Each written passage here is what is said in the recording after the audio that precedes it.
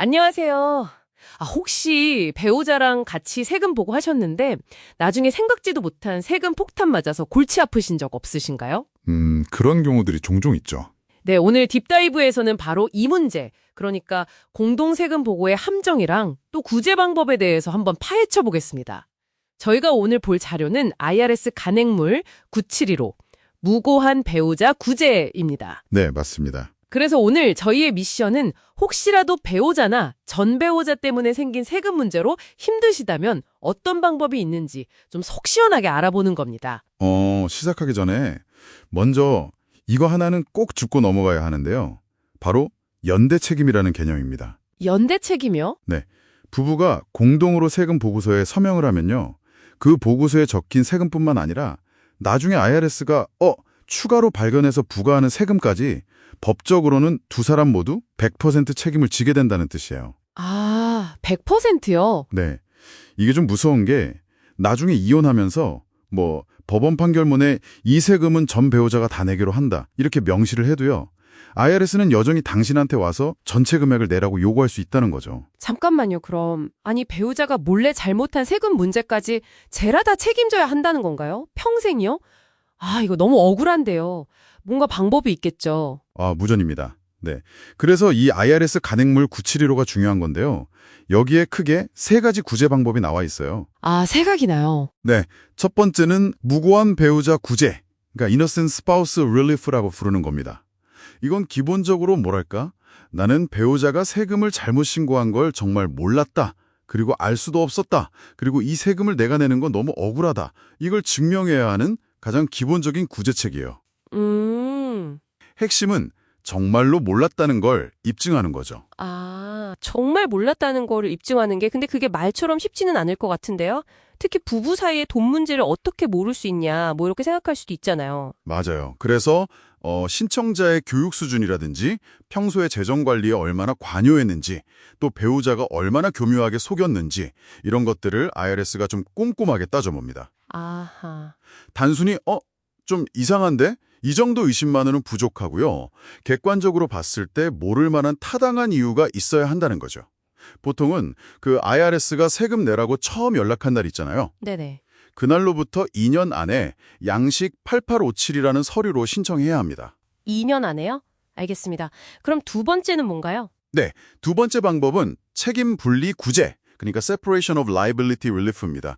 이것도 역시 세금이 과소보고된 경우에 해당하는데요. 이것도 과소보고된 경우? 네, 말 그대로 공동보고서상의 세금이나 이자, 벌금 같은 것들을 당신과 배우자 혹은 전 배우자 간에 나누는 거예요. 이걸 신청하려면 이제 이혼했거나 법적으로 별거 중이거나 아니면 최소 1년 이상 배우자와 따로 살고 있어야 하고요. 조건이 있군요. 네, 근데 여기서 중요한 제한사항이 하나 있어요. 문제가 된 그 항목에 대해서 실제로 알고 있었다. 그러니까 액슈얼 널리지가 있었다면 그 부분에 대해서는 구제를 받을 수가 없습니다. 실제 인지. 네. 그리고 이 책임분리 구제로는 이미 낸 세금을 돌려받지는 못해요. 환급은 안 됩니다. 같이 살면서 배우자가 뭘 잘못했는지 정말 모를 수가 있을까요? 아까 말씀하신 그 실제 인지 기준이 좀 애매하게 들리기도 하네요. 그러면 이 두 가지 구제 방법 다 해당이 안 되면 그냥 끝인 건가요? 아닙니다. 마지막 세 번째 방법이 또 있습니다. 바로 형평성 구제, Equitable Relief라고 하는데요. 형평성 구제요. 네. 앞에 두 가지 구제 요건을 충족하지 못할 때 이제 마지막으로 기대해 볼 수 있는 방법입니다. 여기서 중요한 차이점이 있는데요.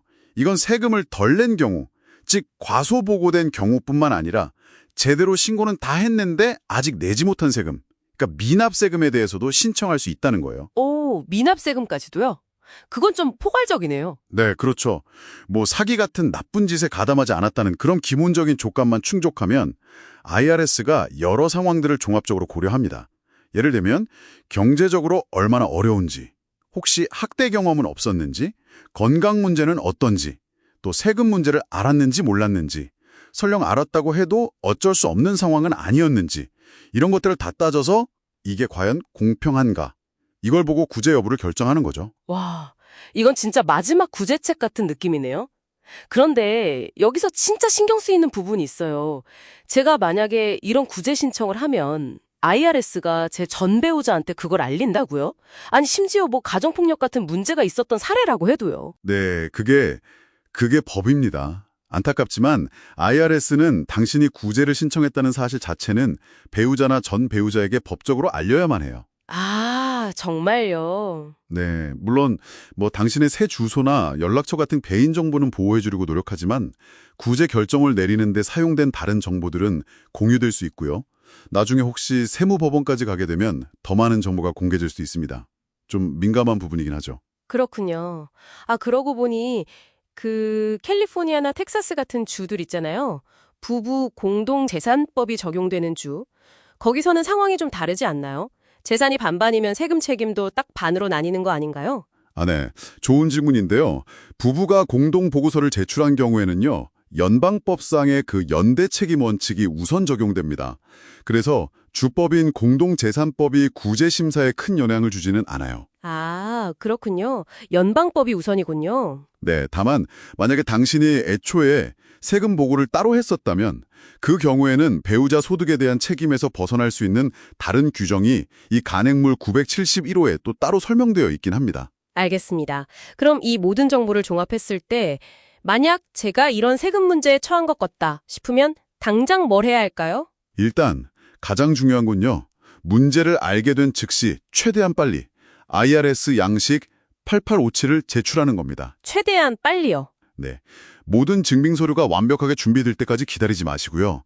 앞서 말씀드린 것처럼 무고한 배우자 구제나 책임 분리 구제는 보통 첫 징수 통지 받고 나서 2년이라는 아주 엄격한 기한이 있거든요. 네, 2년. 그리고 형평성 구제도 상황에 따라 다 기한이 정해져 있습니다. 그러니까 어떤 구제가 나한테 맞을지 빨리 파악하고 특히 내가 정말 몰랐는가? 또는 나에게 책임을 묻는 것이 공평한가? 이걸 뒷받침할 증거들을 미리 좀 생각해 두시는 게 중요합니다. 네, 오늘 딥다이브 핵심을 좀 정리하자면 공동세금 보고는 원칙적으로 공동 책임이지만 정말 억울한 상황에 처했을 때는 구제받을 길이 있다. 이거네요. 그렇죠. 무고한 배우자 구제, 책임 분리 구제, 형평성 구제 이렇게 세 가지 주요 방법이 있고 각각 요건과 기한이 다르니까 문제가 있다면 최대한 빨리 알아보는 게 중요하겠습니다. 네, 맞습니다. 그래서 마지막으로 당신에게 한번 던져볼 질문은 이겁니다.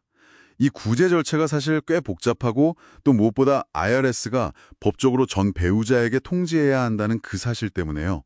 혹시 그 통지에 대한 두려움? 그 자체가 어쩌면 정말 구제받을 자격이 있는 사람, 특히 뭐 가정폭력이나 재정적인 통제를 겪었던 사람이 도움을 요청하는 것조차 막고 있지는 않을까요? 충분히 그럴 수 있겠네요. 그렇다면 단순히 이런 세금 양식만 제공하는 것 이상으로 이런 분들을 실질적으로 도울 수 있는 추가적인 지원 시스템은 과연 어떤 모습이어야 할지 한 번쯤 고민해 볼 필요가 있겠습니다.